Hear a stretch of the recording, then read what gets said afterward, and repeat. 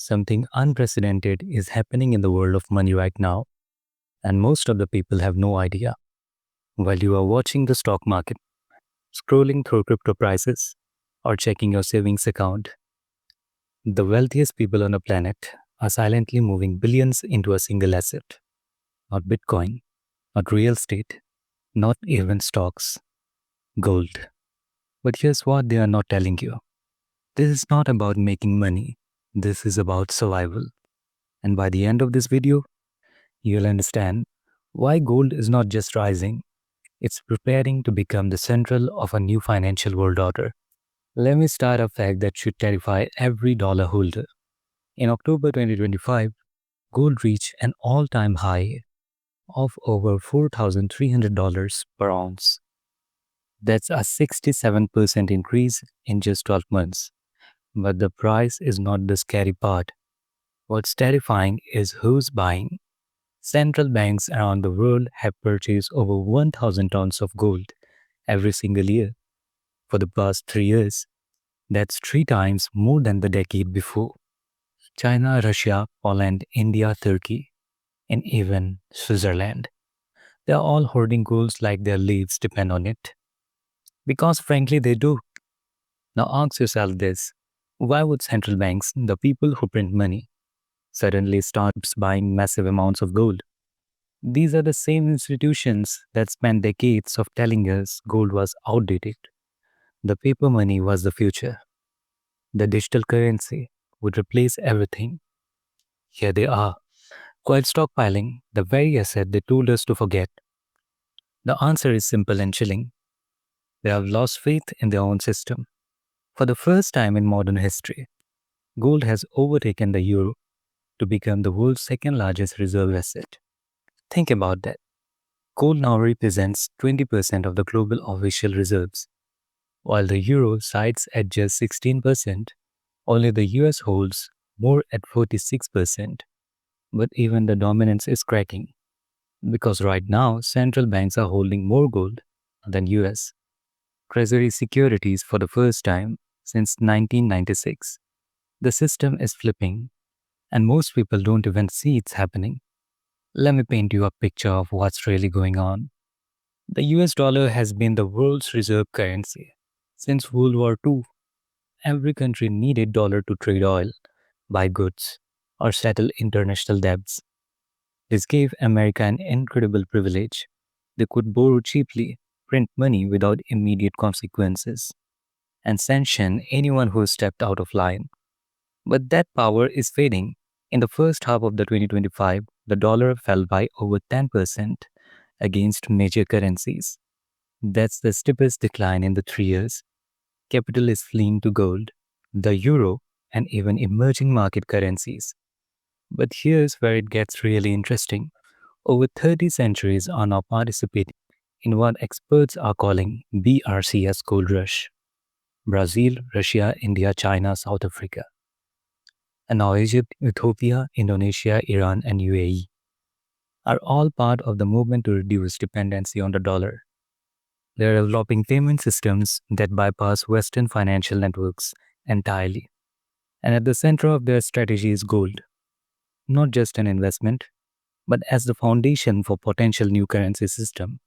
Some analysts believe a gold-backed BRICS currency could launch as early as 2026. Now you might be thinking, is not this just conspiracy theory? Let me give you facts. Russia and China are tokenizing gold reserves right now to prepare for a new financial infrastructure. Poland added 77 tons of gold in the first half of the 2025 alone, bringing its total to over 500 tons of gold. India's gold reserves just crossed $100 billion for the first time ever. Kazakhstan reserved years of selling and started buying again. These are not random moves. This is coordinating strategy. Think about what this means. When Russia's reserves were frozen by West in 2022, every country watching notes, they realized that digital money held in Western banks is not really theirs. It can be frozen, seized, blocked with a single keystroke. Let the fools own dollars. We own treasure. Gold can't be frozen, it can't be hacked, it can be sanctioned. It exists outside any single government control. That's why smart money is moving there now. Not because gold will make them rich overnight, but because it might be only thing that keeps them rich. When the system breaks, let me tell you what wealthy investors see that average people miss. They understand that every fiat currency in history has eventually failed. Not some, all of them. The Roman denarius, the Spanish real, the French rivel, the German paper mark, even the British pound, all lost their reserve status eventually. The US dollar is no different. It's just younger. Right now, the US national debt exceeds $35 trillion. That's more than the entire economy produces in a year, and it's growing by trillions annually. There is no way to repay the debt except through inflation, which slightly steals purchasing power from everyone holding dollars. Here's something most people don't realize: the wealthy are not just buying gold through ETFs or paper contracts, they are buying physical bars and storing them in private vaults. In Singapore, Dubai, Zurich, and Switzerland, they want metal they can touch outside the traditional banking system because they know in a real crisis, paper promise become worthless. Only what you physically hold matters. This is why private vault storage facilities have been expanding rapidly, especially in non Western jurisdictions. Now, let's talk about something even more unsettling: central bank digital currencies. Governments worldwide are racing to launch their own digital money, controlled direct by central banks. China already has its digital yuan. Europe is testing the digital euro. The US is researching a digital dollar. On the surface, it sounds convenient: instant transactions, no cash, seamless payments. But for anyone who values privacy and freedom, this is terrifying because digital currency is programmable. Your money should have an expiry date. Your spending should be tracked, taxed, or even blocked based on your behavior, political views, or social credit scores. This is why wealthy individuals are moving to gold now. They see a future where every transaction is monitored. The government can freeze your asset remotely, where your money is not really yours anymore. Gold represents the opposite. It's private, untraceable, and completely outside algorithmic control. You can hold it, hide it, or trade it without anyone's permission. In a world racing towards financial surveillance, gold is freedom. Let me show you how bad things really are. Global debts now exceeds $300 trillion. That's almost 4 times the size of the entire world economy. Governments are drowning in obligations they can never repay. The only way out is to inflate away the debt by printing more money, which destroy the value of savings. Central banks tried raising interest rates to fight inflation, but now they are cutting again because the economy can't handle the high rates. We are trapped in a cycle where the only solution makes the problem worse, and the wealthy know this. History gives us a clear pattern before every major financial reset. Gold demands spikes. It happened before World War I. It happened before the collapse of Bretton Woods. In the 1970s, in the 1970s, when Nixon ended gold backing for the dollar, and it's happening again right now. The question is not whether the system will reset, it's when. And those holding gold when it happens will preserve their wealth, while everyone else watches their saving evaporates. Here's what makes the moment different from the past rallies. This time, the buyers are not just investors speculating on prices increase. They're institutions and governments preparing for systemic change. When central banks buy gold, they are not trying to make a profit. They are trying to survive what's coming.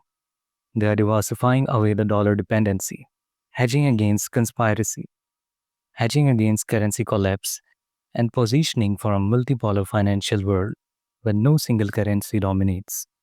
Let me explain why the dollar's decline matters to you personally. When the dollar loses value, everything priced in dollars become more expensive: food, Fuel, imported goods, travel, all of it. Your paycheck might say the same, but it buys less even year. But it buys less every year. This is the hidden tax of inflation. Meanwhile, assets like gold maintain their purchasing power. An ounce of gold has bought roughly the same amount of goods for thousands of years. That's only because gold goes up. It's because paper money goes down. Now, here's something that should make you think. Gold doesn't pay interest. It doesn't generate dividends. It doesn't compound. Critics love pointing out this, but they miss the entire point. Gold is not meant to grow your wealth. It's meant to protect it. It's insurance against the system failing. And right now, with inflation eating savings, banks paying near zero interest, and governments printing money endlessly, that insurance is more valuable than ever. Look at what's happening in the countries with weaker currencies in Argentina, where inflation has repeatedly destroyed savings. Families who kept gold survived generations of economic collapse in Turkey, where the lira has plunged in value. Gold ownership has become essential.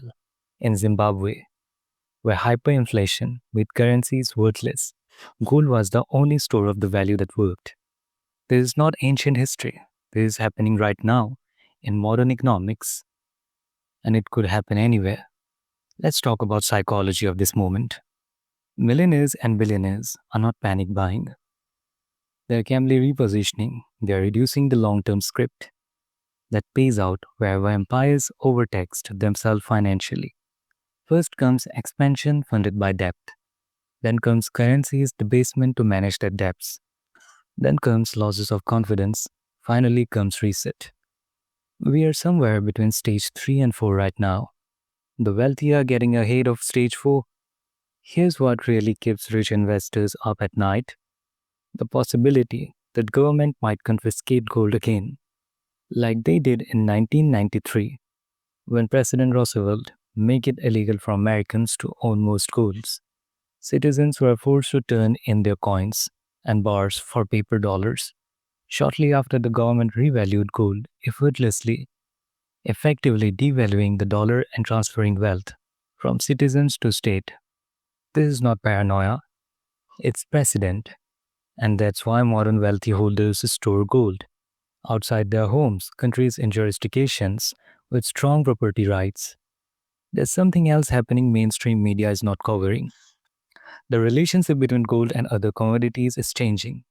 Silver, platinum, copper, even oil are all rising together. This is not just normal inflation. This is a flight from paper asset to physical asset.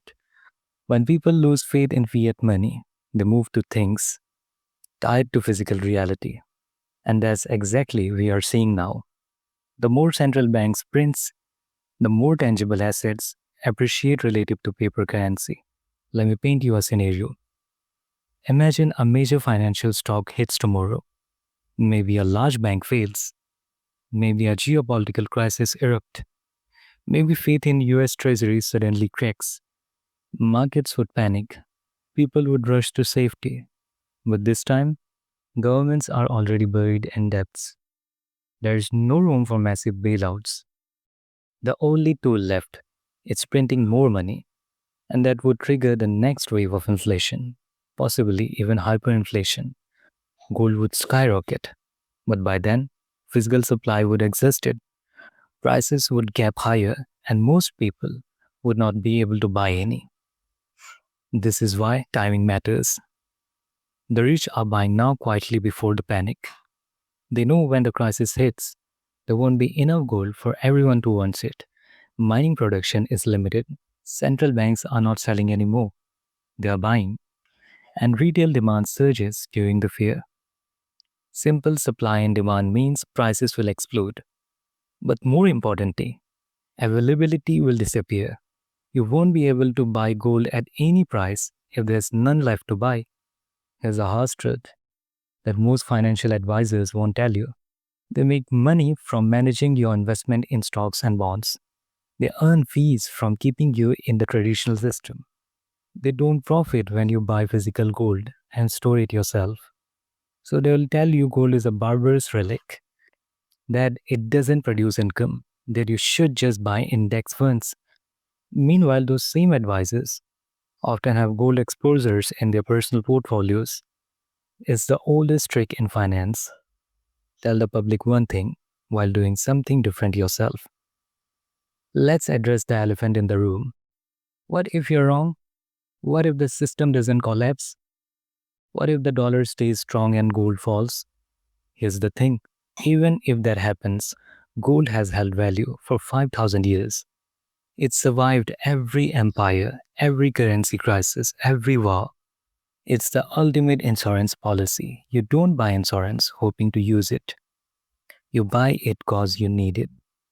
And right now, with global debt at record heights, geopolitical tensions rising, and central banks losing control, the probability of needing the insurance has never been higher.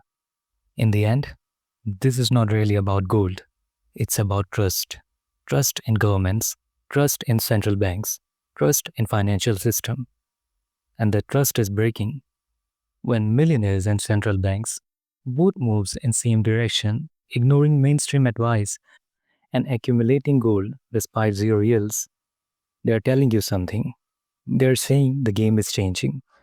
They're saying paper promises are not enough anymore. They're saying get something real before it's too late. Gold is not just an investment, it's a lifeboat, and the wealthy are boarding quietly, long before the masses realizes the ship is sinking. The question is not whether you should pay attention. The question is whether you act before everyone else does. If you like the video, make sure to subscribe and hit that bell icon. Thanks for watching.